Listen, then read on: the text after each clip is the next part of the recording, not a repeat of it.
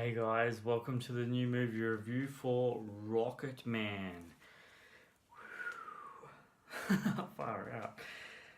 Rocketman, directed by Dexter Fletcher, starring Taron Egerton, which is everyone knows from The Kingsman, and Matthew.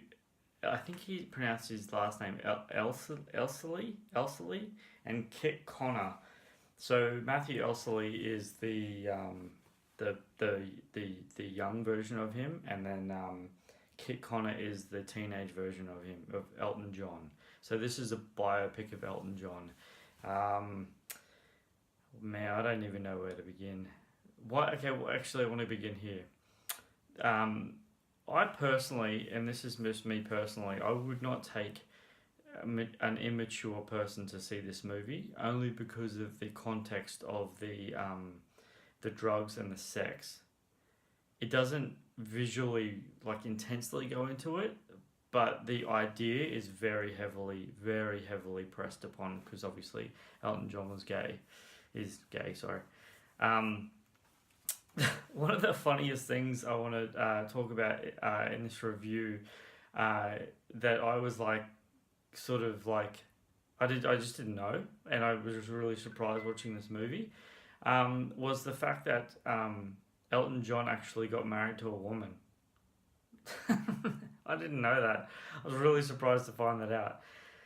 I'm going to talk about his family in this movie.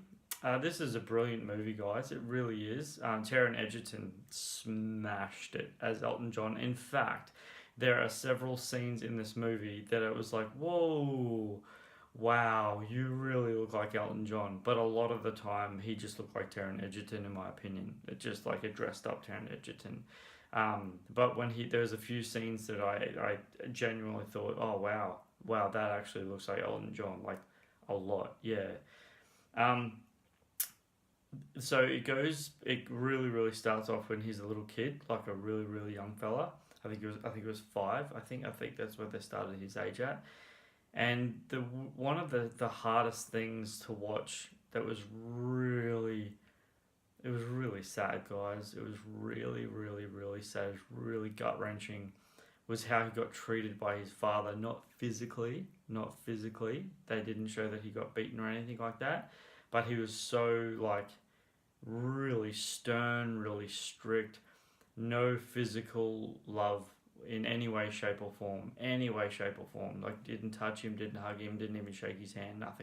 Nothing like that ever. And that was it was just really hard to see. Obviously, his mum had an affair. She ended up marrying the guy that she had the affair with. Um, Elvis Presley was a ginormous inspiration on Elton John when he was a kid, a young fella, especially a teenager. Got his hair done like him and all that sort of stuff. Something that kind of I kept thinking about when I was watching this movie was it kept going back to that. It kept reminding me of Bohemian Rhapsody, in the fact that like he was trying to be successful and something that I found really fascinating about Elton John as a kid is piano playing and singing came complete, like it was a complete natural gift to him. Like he didn't lift a finger in his life to do anything. He was just so ridiculously talented from word go. Like, and he played the piano for his mum, and he was I know that there's a word for this. I know that there's a word, but I can't remember what it is. But he was an audible player, as in he would hear something and then he'd be able to play what he just heard. Now, I personally actually know someone like that. Was a very dear friend of mine, but I haven't heard from him for ages. Anyway,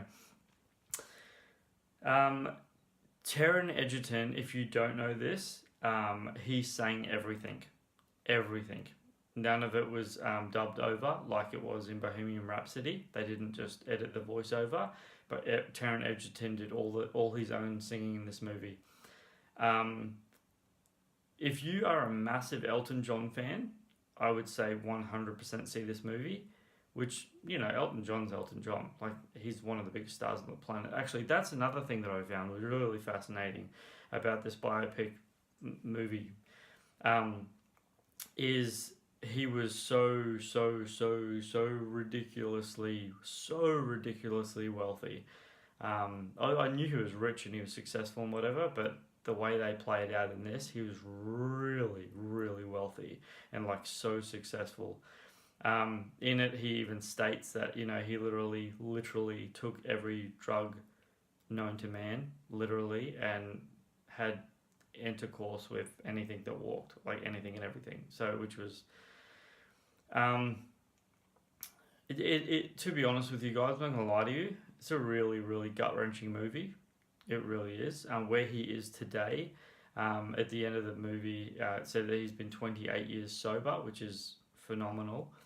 But drugs and alcohol were a massive part of his life because he was trying to drown out the sorrows of his loveless upbringing.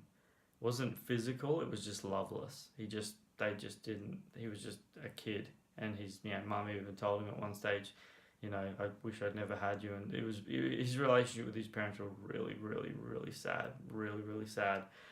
Um, as I said, guys, I just want to reiterate, if you think that you know someone who's into drugs or anything like that, personally, this is just a personal opinion, guys. I wouldn't take him to see this movie, just because of the fact of how heavy, really heavy drugs and alcohol were a part of his life. And it's, for someone who's struggling with that sort of stuff, they don't need to see this. They just don't. It's not one of those things. Other than that, guys, really check this out. It's a great movie. It's going to do well in the cinemas. I don't know if it's going to be massive in the cinemas, but I think it's going to do really well. Guys, you know it. You know me. I speak from the heart. I tell the truth. I just keep it real. I hope you enjoy this movie review on Rocketman.